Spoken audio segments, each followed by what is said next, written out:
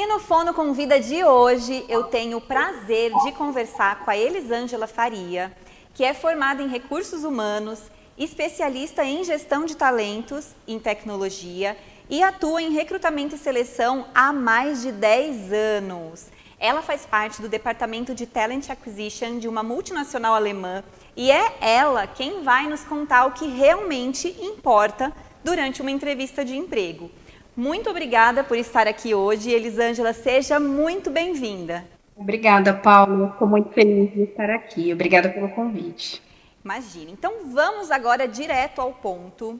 Eu queria que você contasse para nós quais são as habilidades que você observa em um candidato durante uma entrevista. O que mais chama atenção?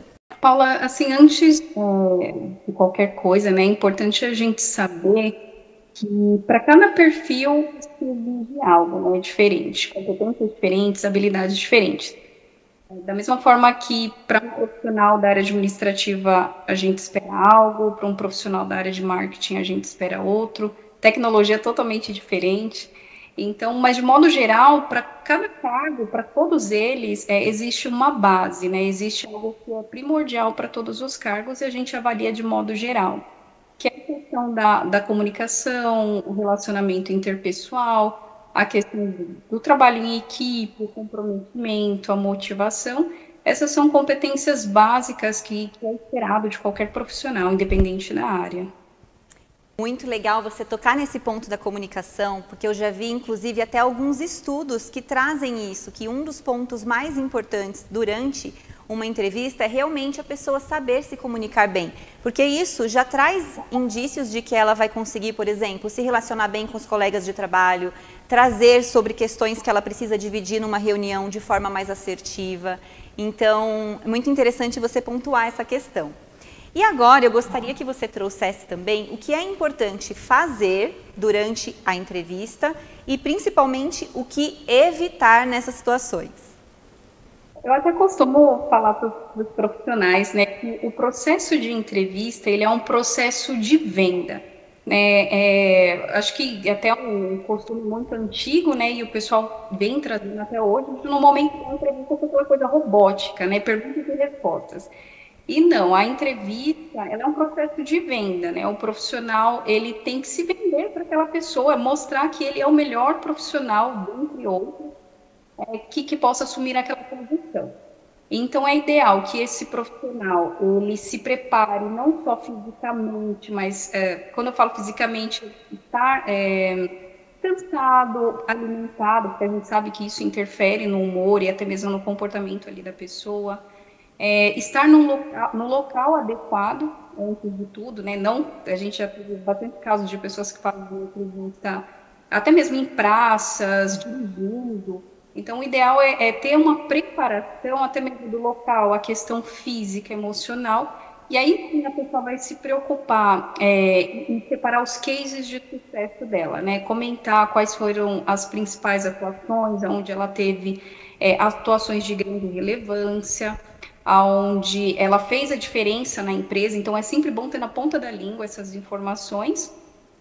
Estudar, assim, eu acho que a dica de ouro é estudar a definição da vaga, né? Pegar o que está sendo solicitado naquela vaga e usar no momento da apresentação as mesmas palavras, sabe? Olhar lá na descrição o que está sendo pedido e usar as mesmas informações para se apresentar, estudar o segmento da empresa, saber o que aquela empresa oferece, também mostrar a motivação de atuar nesse segmento. Eu acho que tudo isso favorece o profissional, né, no momento da entrevista, e o que desfavorece é o profissional ele achar que a entrevista é um momento de terapia, né? A gente até brinca, né? Que tem aqueles profissionais que parece que só está esperando a entrevista para desabafar. Quer falar de antigos gestores, fala mal de empresa, quer desabafar literalmente e acaba se prejudicando. Eu acho que não é o momento, eu até costumo dizer assim que para os profissionais que eu presto consultoria, né, para eles evitarem termos negativos. Por exemplo, eu não sei, eu não gosto, eu não faço isso.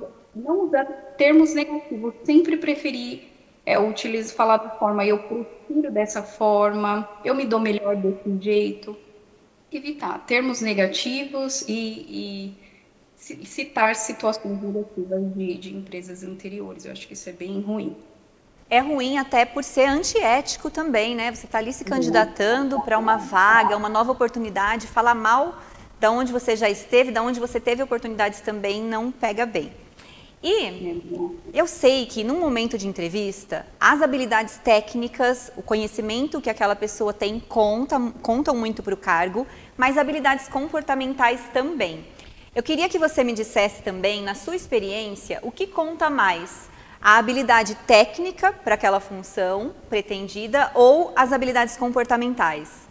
Aqui a gente até costuma dizer que o técnico ele sempre vai ser ensinado, né? É muito fácil ensinar a parte técnica, muitas vezes mais fácil do que comportamental. Então, a maioria dos casos que eu vejo é sempre muito mais fácil a gente flexibilizar a questão técnica. Então, se o profissional ele tiver um bom comportamento, uma boa soft skills, ele acaba tendo uma chance melhor de ser aprovado naquela posição, mesmo sem ter todas as competências técnicas, né?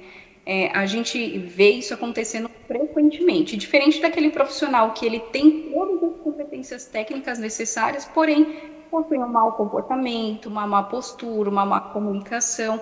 Então, esse profissional ele tem uma menor chance de aprovação do que o profissional que não tem as competências técnicas, mas, por outro lado, tem um soft skill muito melhor. Então, com certeza, a soft skill ainda ganha nessa questão de competências comportamentais e competências técnicas. Muito interessante você trazer sobre esse ponto, porque existem muitos profissionais, por exemplo, recém-formados, que se sentem extremamente inseguros pela falta de muito conhecimento técnico e acabam não se preocupando tanto com essas habilidades comportamentais, com soft skills, e é importante que eles saibam desenvolver essa questão da comunicação e dessas habilidades comportamentais também. E dentre as habilidades comportamentais esperadas para as mais diversas funções que você tem o costume aí de entrevistar, qual você diria ser a habilidade mais importante? Sem dúvida, a comunicação.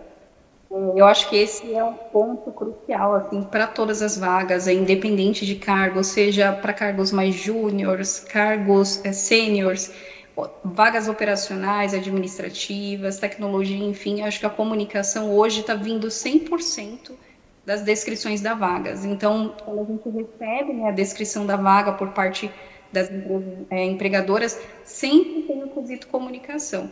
Até porque a comunicação ela é responsável por grande parte da estratégia da empresa, seja dando sugestões, seja pedindo opinião, até mesmo ali na relação do time, questão estratégia, evita conflito, evita retrabalho.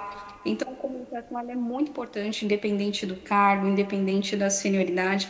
E eu tenho até um caso recente que aconteceu, um profissional que eu fiz entrevista com ele, e ele atendeu 100% dos requisitos técnicos, atendeu 100%, ele tinha muitos anos de experiência na área, porém ele tinha a comunicação um pouco prejudicada, né? Ele não sabia se expressar, ele não sabia falar do trabalho dele, ele tinha um certo problema ali também na dicção, e ele não conseguia expressar o trabalho dele. E era uma posição extremamente estratégica, ele ia ser um representante da nossa empresa, ia tratar da área de negócios, ia ter contato com clientes, fornecedores, stakeholders, e nessa posição a gente não poderia ter nenhum tipo de falha na comunicação. Ele até foi contratado, mas por uma outra posição, e não assumiu essa posição de liderança. Eu acho que a questão da comunicação, ela vale não só para pessoas que estão buscando oportunidades no mercado de trabalho, mas também para aquelas pessoas que estão trabalhando também, busca por promoção, busca por uma nova função ali dentro da empresa, também é muito importante, não tem para onde correr, então, independente do cargo, a comunicação ela é super importante. Perfeito, Elisângela. E para fechar, eu queria que você compartilhasse aqui com a gente alguma situação inusitada que você já vivenciou ao entrevistar alguém. Olha, que foram muitas. já são mais de 10 anos e, assim, de muita situação inusitada. Já teve de tudo, desde profissionais que aparecem em entrevistas sem camisa, de óculos de sol, já teve situações de profissionais de um profissional que ele entrou de chapéu de pesca e vara de pescar, enfim, acontece de tudo, mas até teve um caso muito recente, muito recente, que eu acho que esse até deve ter sido um dos mais inusitados. É um profissional que ele aparentemente estava alcoolizado, né, na entrevista. Ele não respondeu nada do que eu perguntei. Ele dava muita risada, brincava muito com a situação, não estava levando a sério. Nem se prolongou muito essa entrevista. E quando eu falei para ele, como um pouco da sua experiência profissional, ele falou: não vou falar, é que eu vim aqui para falar dos meus hobbies. Então foi bem inusitada essa situação. Eu tive que encerrar e optar aí por não seguir como profissional.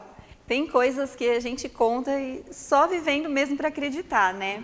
Elisângela, muito obrigada pela sua participação, por compartilhar essas dicas tão valiosas. Eu tenho certeza que o pessoal de casa agora já se sente mais preparado para passar por essas entrevistas depois das dicas que você trouxe para nós aqui.